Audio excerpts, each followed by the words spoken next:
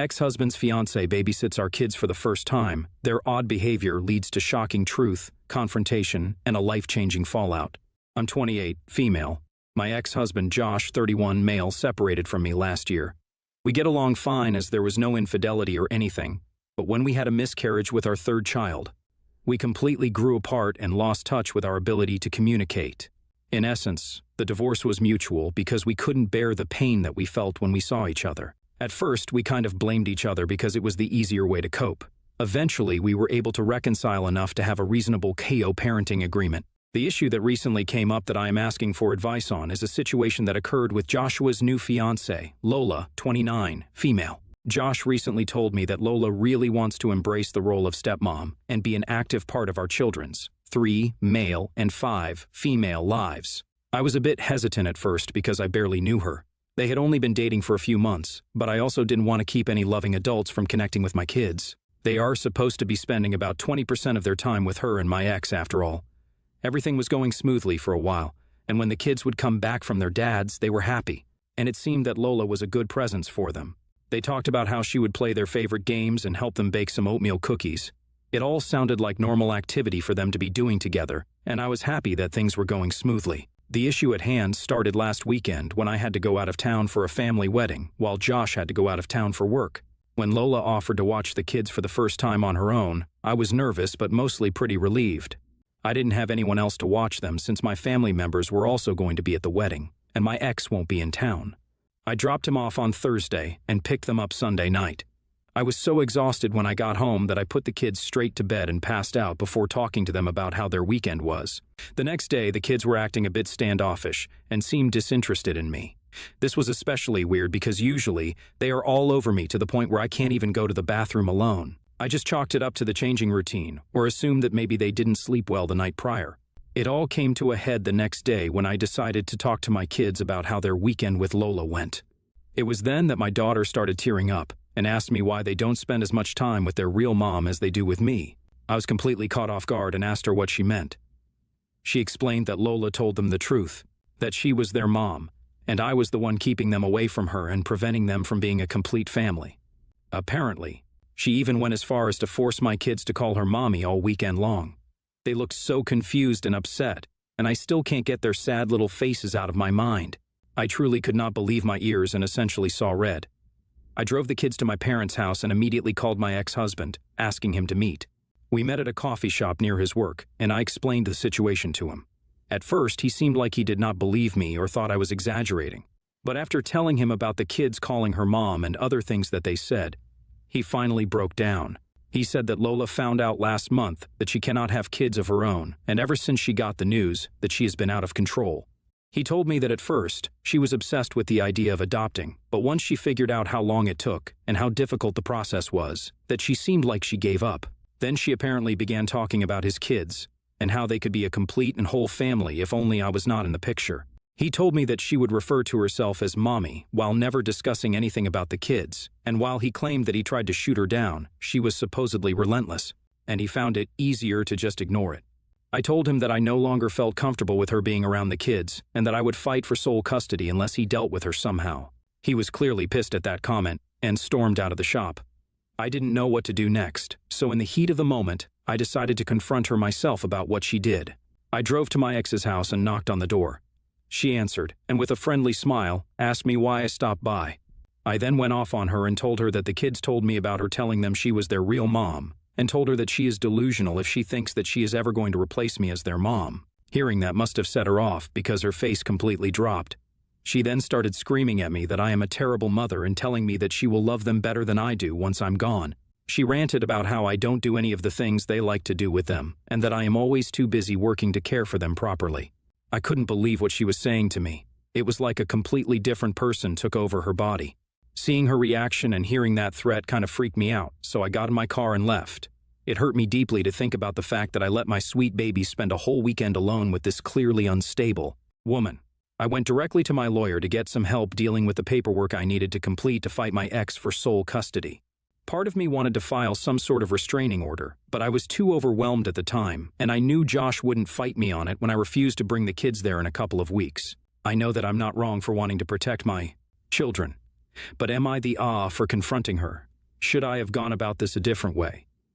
So it has been a few weeks since my first post, and I wanted to update those of you who are so helpful. I want to start by saying that I got my kids into therapy so that they can understand that Lola was not telling them the truth. It seems to have helped a lot, and my kids are starting to become their normal selves again. As for Josh and Lola, it seems this incident has caused the rift between them.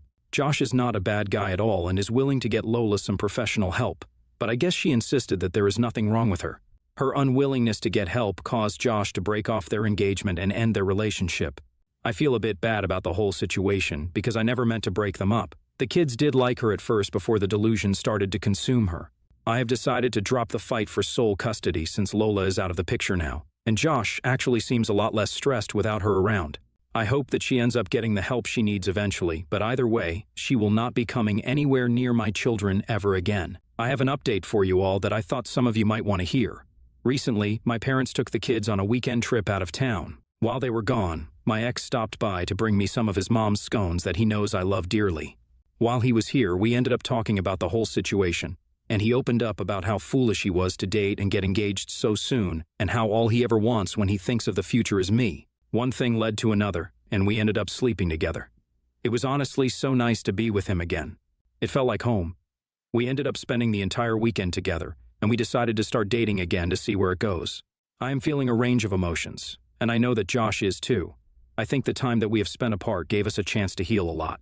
I don't see my third baby when I look at him anymore. I just see all the love we have for each other and the love we both have for our other two precious babies. I'm really hoping that perhaps we can grow closer and maybe one day even consider being together again.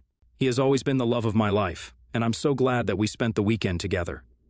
Even if nothing comes of it, I think it really helped us in so many ways.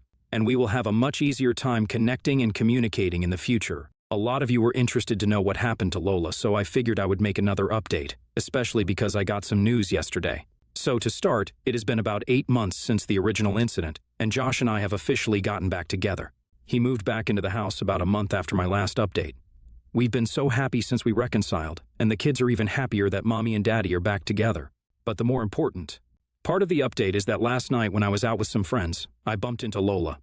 I tried to avoid eye contact at all costs, but she ended up seeing me and came over to our table. She said hello and immediately began apologizing for her behavior back then. I was relieved that she wasn't trying to start any drama. She said that she sees now that she was very unstable at that time and told me that about a month after Josh broke up with her, she finally got the help she needed. I was very glad that she was able to get better and even happier for her when she told me that she's pregnant. Apparently, she met someone through her group therapy during recovery, and they experienced a miracle. She is already quite a few months along at this point, and it is looking like it's going to be a successful pregnancy with a healthy baby. My best friend, female, 29, just got engaged. I, female, 28, I'm so ecstatic for her. I was one of the first to know and have made a big fuss for her, got her a gift, went for dinner, etc. I also helped to book a venue for some engagement drinks for her to celebrate with a wider friendship group. However, on the days just before the engagement drinks, I received news that my grandmother went into hospital with a heart attack, now recovering, and my grandfather had gone into hospital with a stroke and is yet to wake up. In addition to this, on the way to engagement drinks, I was followed out of the tube and harassed by a man who wouldn't leave me alone until I eventually ran away. This also shook me, so I was quite flustered when arriving to the venue for the engagement drinks. With the news of my family's ill health and other personal issues, broke up with someone only the previous week, I was quite downtrodden. I still had a smile on my face on arrival and chatted with everyone. I also made the group toast to the happy couple. However, I was much quieter than I usually am and mostly observed the night while sat at the table. I'm typically more vivacious and lively. I didn't mention the events of that week on the night, although the bride-to-be is aware of, having spoken earlier that day, but as I said, I was quiet and probably looked rather somber at what is meant to be a happy celebration. The next day, my best friend and bride-to-be launched into a tirade of saying I wasn't my usual self and how she thought I didn't even want to be there. I admitted I wasn't my usual self and apologized for any upset it may have caused, but also defended the fact that I'd gone to celebrate. And just because I have something going on, it doesn't eradicate my happiness for her. But it had just been a rough day, so I was a bit quieter than usual. She wouldn't accept the apology and was very upset and disappointed that I couldn't just put everything to the side for a few hours to celebrate her big moment, and suggested anyone would feel the same in her shoes. And I meant to be her best friend, and it didn't seem like I wanted to be. There. I have assured her it's not the case and apologized a number of times at how it made her feel, but her response is everyone has stuff going on, and they would bury it for the night to happily celebrate. She proclaimed that I'm not a victim just because I'm going through a rough time. I've acknowledged I don't think I am and that my only crime was being a bit quieter than usual. Note, some of her other friends only showed for half an hour, so only 6 friends remained of the 12 invited. Yet she admitted she hasn't raised her disappointment with them. I'm a bit shell-shocked by the interaction and don't know where I go from here. I've never experienced contention in my friendships. Absolutely NTA. You even told her ahead of time what was going on. A real friend will understand that sometimes we're not our chipper selves, even when stuff like that isn't going on. It's totally understandable when you're going through stuff. Her telling you you're not a victim really calls into question her character. You were there for her. She should be there for you. Yeah, NTA, definitely not. Sounds like she's annoyed about other stuff, and this is displaced aggression. Or maybe she really is just so self-absorbed that she expects you to make her the center of your universe. Can't say with more context, but given what you're already coping with, she should be grateful that you not only turned up but helped her out with planning, etc. also. Her feelings are not your responsibility. You have apologized, and it was heartfelt, not sarcastic or obligatory. I would keep my distance from her for a while. Focus on the other things happening in your life. She doesn't get to dictate your feelings or behavior or tell you what's important to you. You did your best, and if that's not good enough for her, well, tough. She'll lose a good friend. NTA.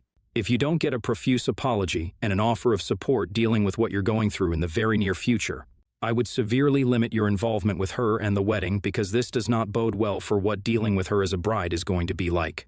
I recently kicked my sister out of our home for the way she reacted to a photo of my husband and his first wife. I met him a few months after she died in a car accident, got married 2 years after that. We've been together for 6 years. He was devastated when she died. I told him I never expected to replace her in any way and considered myself another chapter in his life. I was warmly accepted into the family and his circle of friends. My sister recently fell on hard times, lost her job, apartment, and so on. We took her in. My husband has always had a home office. My sister was poking around the house when he was out and discovered a photo of him and his first wife among the framed pictures he has. It's not their wedding photo or anything, just a typical cute couple photo. It's the only printed photo of her in the house, taken a few months before her accident. They didn't have kids, so pics are all he has. There are a lot more photos of us. I was reading on the couch when my sister came stomping into the room, holding the framed photo. She angrily asked, "Why do you let him keep a photo of his ex in your house?" I replied, "First, it's our house, and second, she's not an ex. She died in an accident and was his wife for 8 years. She was a huge part of his life. He keeps that one photo out." She replied, "An ex is anyone you've slept with who's not in the picture anymore." Me, "No, that's not how it works. She died. Sis, doesn't matter. So what if she got pasted by a truck? An ex is an ex. You shouldn't be letting him keep any pictures." Me, "You're being extremely disrespectful to me and my husband right now. You're a guest in this house. Walk back those comments and apologize now." Sis, "Why should I apologize? How can you let him keep pictures of an ex toy? I never knew his first wife, but I know how much she meant to him. I know how much he loves me." My sister talking about her like that insulted him and, by extension, me. Not to mention how disrespectful she was being to a poor woman who died young. I said, "Get your crap and leave." I didn't care that it was November in Minnesota or that she didn't have anywhere else to go or any money. She had been beyond disrespectful to me and my husband over a single small photo. Me, "If you're worried about sleeping in your car this winter, you should have thought of that before insulting the people sheltering you." I made sure she was gone before my husband even got home. He was shocked when I told him what had happened since he'd always had a polite, neutral relationship with her. He thanked me for having his back. I got a call from my mom telling me it was my responsibility to take care of my sister. I laughed and hung up. I've been asked by a few people how I could basically destroy my relationship with my sister over this, and have replied that she was the one who did so. AITA for how I handled this? NTA. You didn't kick her out over a photo.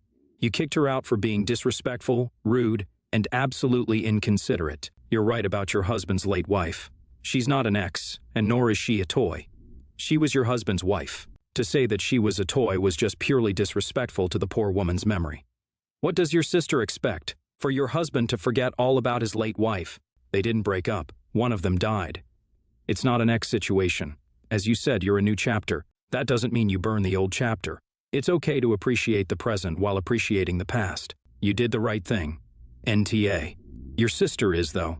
To start with, she's poking around your house, which is rude out of the gate. Then she has the nerve to be offended by a picture that is literally none of her business, and she has to double down to be even more of a rude, insensitive, You were absolutely right to defend your husband and his late wife. She was totally offline, and she kicked herself out. If your mom is so worried, she can take your sister in.